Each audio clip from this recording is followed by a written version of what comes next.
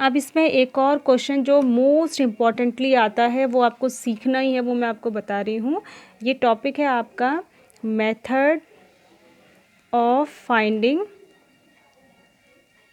The remaining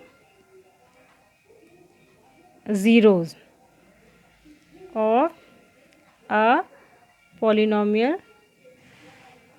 when some zeros are given। देखो ऐसा होता है कि अगर हमारे पास कोई पॉलिनॉमियल है, क्यूबिक पॉलिनॉमियल या फिर बाई क्वाड्रेटिक पावर 4 का, डिग्री 4 का, तो आपको पता है कि अगर डिग्री 4 का आपके पास होगा या डिग्री 3 का भी अगर आपके पास है, तो डिग्री 3 में आपको पता है थ्री ज़ीरोज़ होते हैं। तो हो सकता है वो आपको इस तरीके से दे दे कि एक ज़ीरो दे दे और बाकी के दो आपसे निकालने को कहे, या डिग्री 4 का अगर आपके पास कोई पॉलिनॉमियल हो तो वो आपसे डिग्री 4 में 4 ज़ीरोज़ होंगे, तो 4 में से वो आपको 2 दे दे और 2 निकालने को कहे। तो इस तरीके का एक क्वेश्चन मैं आपको बताती हूँ, most important for the exam, इसको मोस्ट इंपॉर्टेंट आप लिख लीजिए, ये आता ही आता है। जैसे कि एक है क्वेश्चन, एग्जाम्पल मैं आपको बता रही हूँ, find all the zeros of 3x4 minus 11x³ minus x square plus 33x minus 24 if you know its two zeros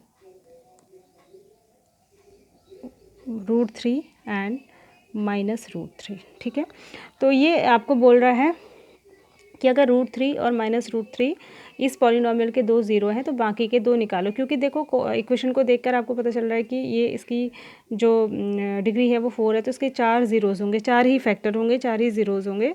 तो आपको कह रहा है कि इसके दो दिए हैं तो दो निकालिए। तो आप क्या करेंगे, सबसे पहले आप देखिए ज़ीरो सा फैक्टर बनाएंगे। जो √3 है उससे इसका फैक्टर बनेगा x माइनस √3, और जो क्योंकि x इक्वल टू रूट ऐसे ही बनाते हैं, देखिए मैं आपको बताती हूँ, x इक्वल्स टू √3 दिया है तो इसको इधर लाएंगे तो इसका एक फैक्टर बन गया x माइनस √3, और x इक्वल्स टू -√3 दिया है तो इसको इधर लाएंगे तो एक फैक्टर बन गया इसका x प्लस √3।